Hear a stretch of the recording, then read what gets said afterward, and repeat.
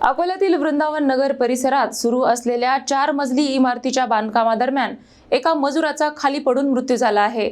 या दुर्दैवी घटनेमुळे बांधकाम मजुरांच्या सुरक्षेच्या उपाययोजनांवर गंभीर प्रश्नचिन्ह उपस्थित झाले आहे। वृंदावन नगर परिसरात शनिवारी बांधकाम सुरू असलेल्या 4 मजली इमारतीवर काम करत असताना प्रकाश आप्पा बोपते राहणार उगवा यांचा तोल जाऊन ते खाली पडल्याची घटना घडली। सहकारी मजुरांनी त्यांना तात्काळ शासकीय वैद्यकीय महाविद्यालयात दाखल केले, मात्र डॉक्टरांनी उपचारापूर्वीच त्यांना मृत घोषित केले।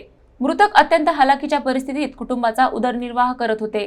घटनेनंतर सिव्हिल लाईन पोलीस स्टेशनचे अधिकारी घटनास्थळी दाखल होऊन पंचनामा केला असून पुढील तपास सुरू आहे। दरम्यान कुटुंबियांनी बांधकाम स्थळी सेफ्टी बेल्ट, हेल्मेट, संरक्षण जाळी यांसारखी मूलभूत सुरक्षा साधने उपलब्ध नव्हती असा आरोप केला आहे। बिल्डर आणि ठेकेदार यांच्या निष्काळजीपणामुळेच हा अपघात झाल्याचा आरोप करत संबंधितांवर कठोर कारवाई आणि कुटुंबाला योग्य आर्थिक मदत देण्याची मागणी करण्यात आली आहे।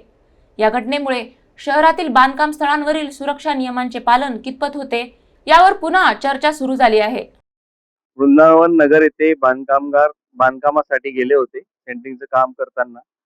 तिथून ते 4थ्या मजल्यावरून पडले आणि पडल्याक्षणी ते तिथे खूप गंभीर जखमी झाले आणि हॉस्पिटलला आणताना त्यांचा दुर्दैवी मृत्यू झाला। आणि ती गोष्ट आम्ही तिथले जे ठेकेदार आहेत तायडे यांना आम्ही कळवली। ते काल संध्याकाळी काही त्यांनी भेट नाही दिली, पण आज येऊन भेट देऊन गेले।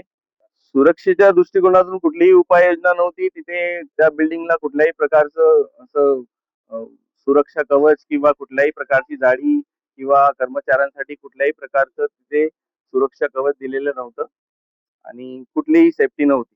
आमची मागणी अशी आहे की मृतकाचा जो परिवार आहे तो अत्यंत गरीब परिस्थितीत आहे आणि त्यांना त्यांच्या ठेकेदारांकडून व्यवस्थित मोबदला मिळावा आणि म्हणजे त्यांच्या आम्ही दुःखात जे काही आहे ते त्या दुःखात त्यांनी तेवढा सहभाग करावा।